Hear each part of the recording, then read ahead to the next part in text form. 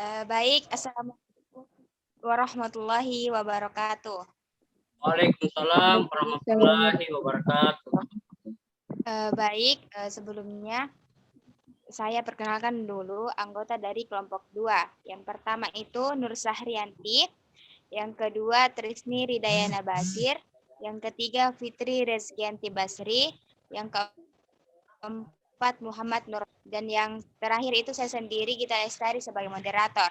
Adapun tema presentasi yang akan kami bawa pada hari ini yaitu konsep perancangan desain grafis. Baik, untuk materi pertama saya persilahkan kepada Saudara Muhammad Nur Rahmat untuk memaparkannya. Silahkan. Baik, terima kasih atas kesempatan yang diberikan. Jadi langsung saja, Bismillahirrahmanirrahim. Perancangan desain grafis. Dalam membuat suatu desain, dibutuhkan yang namanya perancangan agar desain yang akan dibuat menjadi lebih bagus dan memudahkan dalam perbuatannya. Secara umum, proses perancangan desain grafis adalah sebagai berikut. 1. Konsep. Konsep merupakan hasil kerja berupa pemikiran yang menentukan tujuan, yang menentukan kelayakan, dan menentukan segmen atau audiens yang dituju. Konsep bisa didapatkan dari pihak non-grafis, antara lain ekonomi, politik, hukum, budaya, dan sebagainya yang ingin menerjemahkan ke dalam bentuk visual.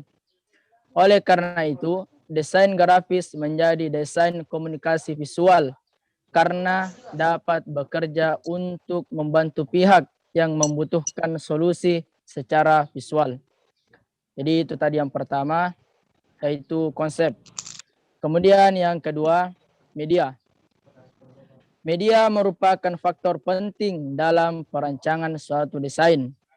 Jika kita salah memilih media, maka hasil desain yang kita buat kurang maksimal. Media tersebut bisa berupa media cetak, media elektronik, media luar ruang, dan lain-lain. Kemudian yang ketiga, yaitu ide. Rama, sudah Mi? Oh ya, jadi itulah tadi pemaparan dari saya sebagai pemateri pertama. Selanjutnya saya kembalikan kepada moderator dan terima kasih.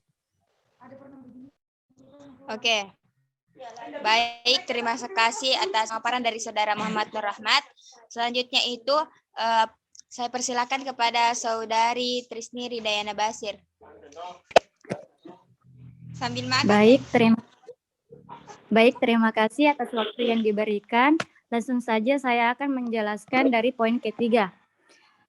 Ide. Untuk mendapatkan ide yang kreatif diperlukan studi banding, literatur, wawasan yang luas, diskusi, wawancara, dan sebagainya.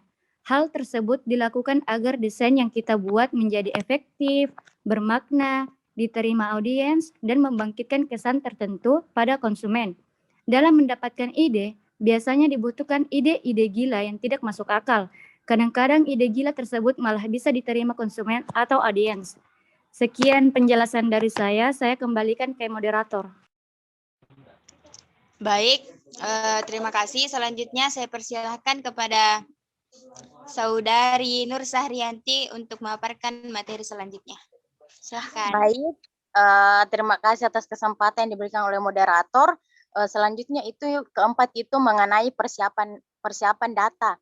Data berupa teks atau gambar terlebih dahulu harus kita pilih atau seleksi. Apakah data itu sangat penting sehingga harus ditampilkan atau kurang penting sehingga harus ditampilkan lebih kecil. Sama sekali dibuang.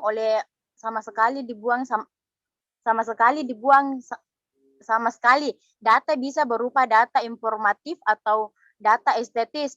Data informatif berupa foto atau teks dan judul.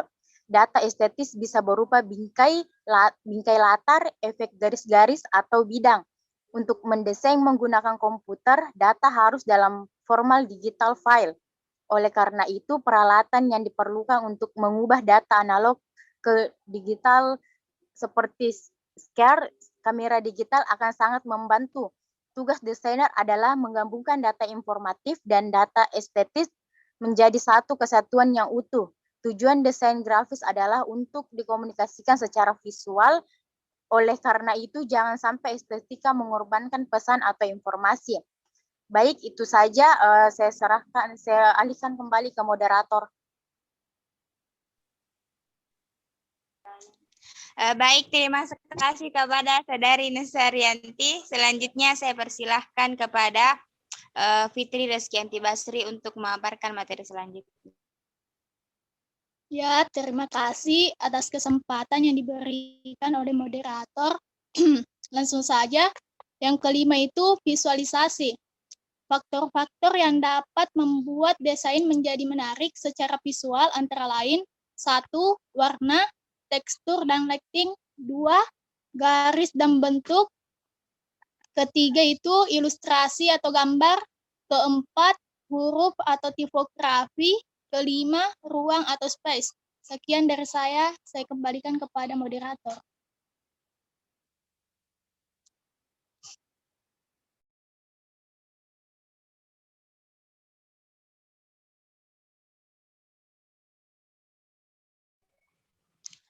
Untuk materi selanjutnya itu produksi. Setelah desain selesai, maka desain sebaiknya lebih dahulu di proofing atau print preview sebelum cetak mesin. Jika warna dan komponen grafis lain tidak ada kesalahan, maka desainer Anda siap diperbanyak. Tentang produksi akan dibahas lebih lanjut. Proses ini bukan ukuran baku. Kadang ada yang mendesainer mulai dari layout, data diatur belakangan. Tetapi konsep selalu dipikirkan pertama kali. Jika ada konsep diurutkan terakhir, bisa jadi desain Anda menjadi pembenaran dalam tanda kutip dari hal yang salah. Baik, itulah tadi materi tentang konsep dasar perancangan desain grafis dari kelompok 2. Mungkin ada yang ingin ditambahkan dari Bapak. Kami dari kelompok 2 mengucapkan terima kasih. Assalamualaikum warahmatullahi wabarakatuh.